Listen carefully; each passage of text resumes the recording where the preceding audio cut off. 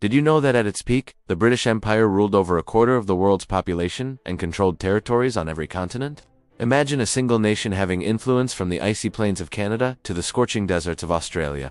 How did a small island nation in the North Atlantic come to dominate the globe? Today, we're diving deep into the incredible, complex, and often shocking story of how the British Empire expanded. It all began not as an empire, but as a small kingdom on the edge of Europe. In the late 15th and early 16th centuries, England was a minor player. Its economy was modest, its military small, and yet, it possessed one unique advantage: the sea. England's location forced its people to look outward. As exploration became the rage of Europe, England began to send explorers across the seas. Names like John Cabot and Sir Francis Drake would become legendary, not just for discovery, but for daring attacks that laid the foundation of an empire. Drake wasn't just a sailor. He was part pirate, part hero, and a symbol of England's growing ambitions. His exploits showed that England could compete with the mightiest maritime powers. But conquest alone wasn't enough.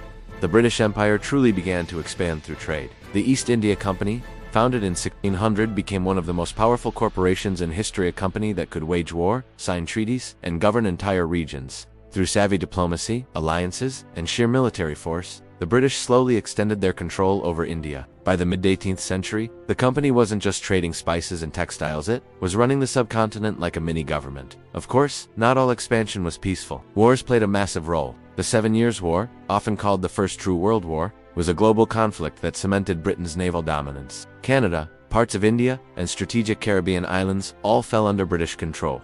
This was the moment the empire began to truly take shape, a network of colonies, ports, and trading hubs spanning the globe. But expansion wasn't just about war and trade.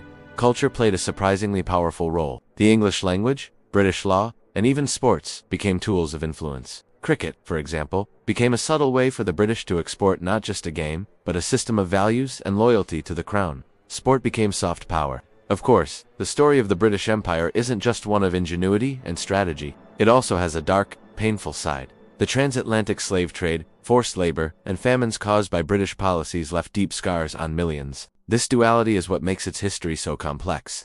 You might think such a powerful empire would last forever, but the seeds of its decline were planted even during its expansion. India, the jewel in the crown, eventually became the place where British control would crumble. Nationalism, coupled with global shifts after 2 world wars, meant the empire could no longer maintain its grip. By the mid-20th century, the British Empire had largely dissolved, but its legacy, good and bad, remains. English is spoken around the world, and parliamentary systems are modeled on British law. Expansion wasn't just about ships and guns, it was about vision, adaptability, and risk. But it also shows the dangers of unchecked power. So here's a question for you. In today's world, where influence is spread through technology and culture, are we witnessing a new kind of empire forming?